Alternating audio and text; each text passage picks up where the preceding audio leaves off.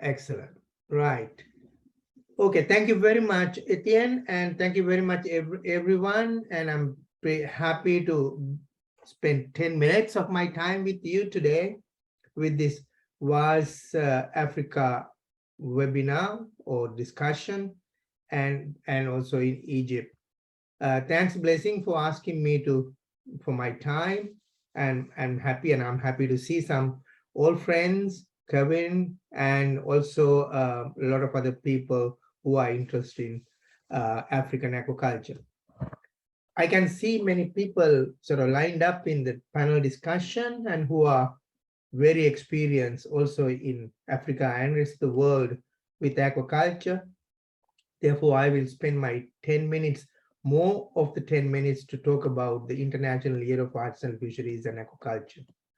You may have heard about the IYAFA 2022, or we are coming to an end of the year 22, yet we have opportunity to talk about the International Year and to continue our activities towards the 2023.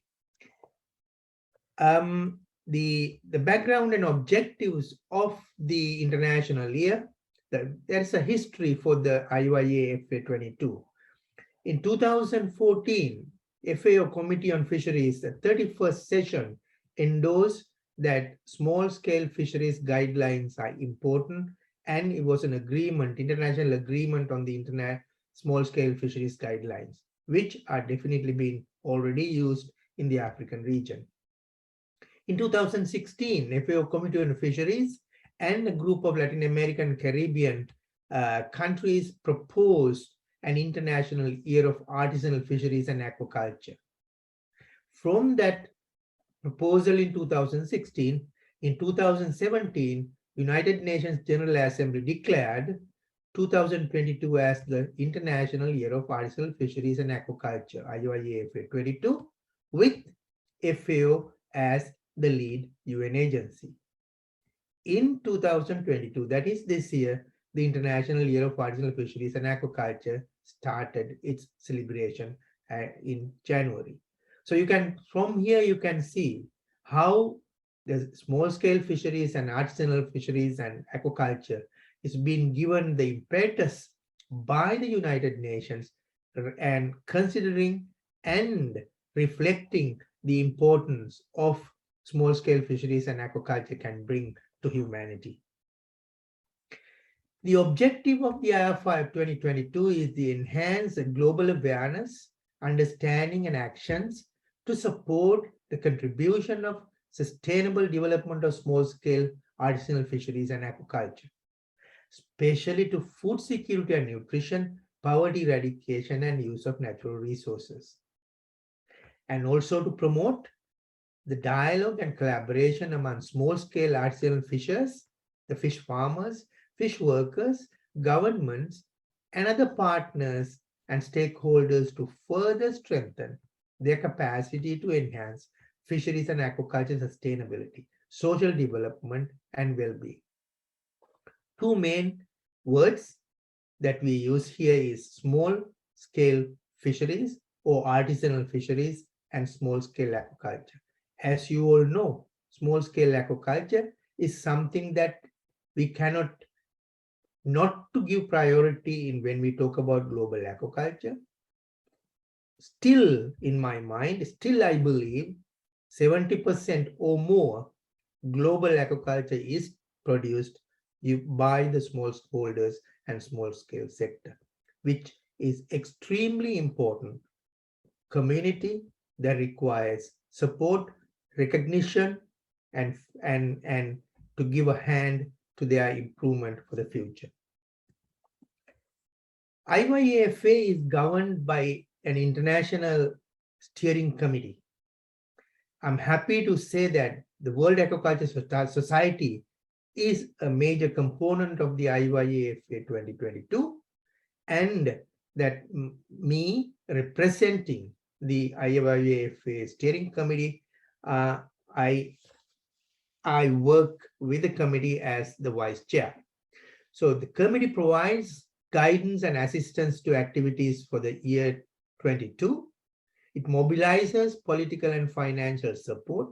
It supports the regional committees as appropriate and chaired by Peru IPC Working Group on Fisheries Vice Chair. So it's a sort of a government, non-governmental committee. The Secretariat is FAO. It coordinates the development and implementation of the IYAFA 22 activities.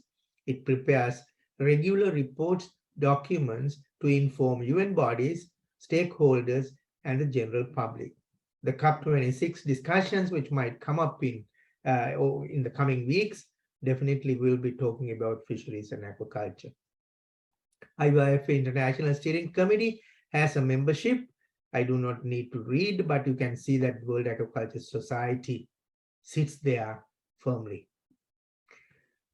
There are regional committees in Central Atlantic Fisheries Commission, WECFA also, and we have a Mesoamerican Committee for the celebration of the International Year of Arts and Fisheries and Aquaculture as a FAO focal point in South America.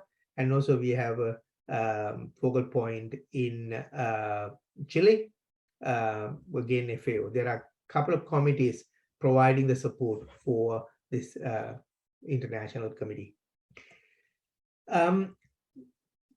The IYAFA has a global action plan. The global action plan came from the Sustainable Development Goals and the high-level and inspirational intent for proponents of the small-scale national fisheries and aquaculture. It supports implementation of the existing normative instruments, such as the small-scale fisheries guidelines agreed by the FAO membership, and also in support of the Sustainable Development Goals and the ongoing UN decades work.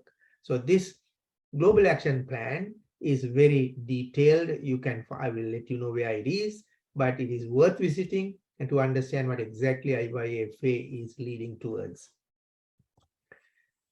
You can get involved in IYAFA activities by build activities into new existing projects. I'm happy to say that the World Aquaculture Society has brought the introduction of IYAFA 22 at several occasions this year, and we will continue to do so until the end of the year. And we will be fully engaged in its formal closure in March 2023 and the continuation of its activities and implementation or beyond. We can implement activities of the GAP, Global Action Plan, and also people can reach out to IYAFA International Steering Committee members, and all this, you have a very comprehensive website providing all that information in FAO Rome. So reach out to FAO economies and regional officers, use IYAFA virtual identity guidelines. There are many ways of getting involved and participation. So let's celebrate the IYAFA 2022. And although we are at the end, almost coming to the end of the year, we still have nearly 5 more months until March before the closure of the IYAFA 2022. Now, I'll take a few more minutes, not much, to talk about the impacts on climate change in aquaculture. I think what I wanted to say is Kevin already said. Therefore, honestly, no need to repeat, but I will just list you a few things, and I will bring one important factor that we need to be addressed in the coming decades. Yes, from what Kevin presented, you could see that the change in climate conditions is what we call impact of climate impacts. Climate impacts can be sort of described or addressed in different ways, right? And as Kevin mentioned, the temperature is the main important thing. You know, what we talk about is everybody says that, okay, this year is too cold, this year is too warm, this water has gone in temperature up by 1 degree, 2 degree, down by degree 2. So all live animals, including fish, are subject to temperature, and its physiology works with the temperature. Therefore, whatever the changes, as Kevin mentioned, in reproduction, not only in reproduction, in sort of a stress as a stress factor, if you talk about the disease, and also becoming more vulnerable to pathogens and diseases. And temperature is very important. When the sea temperature changes, the animals will move wherever the correct temperature for their life cycles. That means the fishermen will be left with very little community or fish stocks for fishing. So that has a very significant um, social impact also for the artisanal fisheries communities. Sea level rise and saltwater intrusion, we mentioned that's very important. And saltwater intrusion will definitely replace or move animals out of certain environments. Ocean acidification, more carbon dioxide, change in the sea surface salinity, we mentioned that, changes in rainfall pattern, and drought and floods. So over the past couple of weeks, couple of months, you could see how much rain in Africa, particularly in countries like Nigeria, where I work very closely with some of my fellow farmers have been really affected by the floods and really losing their stocks, and extremely very sad to see. The question is the mitigation. What can we do to mitigate, and what can we do to adapt to the situation?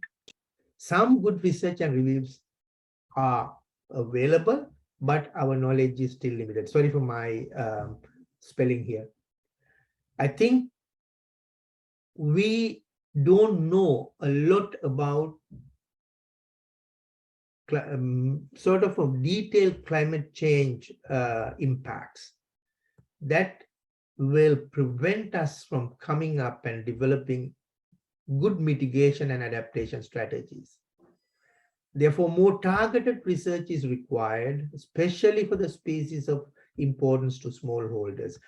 I always focus on smallholders because I believe they are the backbone of aquaculture, world aquaculture, particularly in the developing countries. Therefore, more awareness should be built on the potential impacts of potential mitigation, and good mitigation and adaptation strategies should be developed, particularly in support of the marginalized small-scale fishers and fish farmers in the developing world.